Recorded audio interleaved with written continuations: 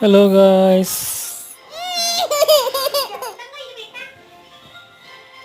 আজকে আজকে বিকালবেলা জল রাস্তা দিয়ে হাঁটতে বের হলাম। দেখতেছি মাছ বিক্রি করতেছে।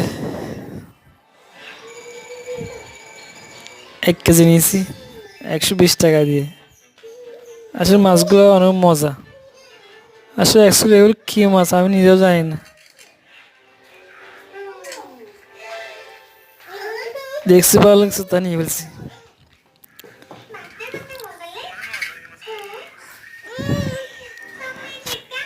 এখনো খাই না, দেখি না মাছগুলো আজকে রান্না করছে, দেখি কি কি ভালো না খারাপ। আপনারা কি এগুলো খাইছেন একটু বলেন, কমেন্ট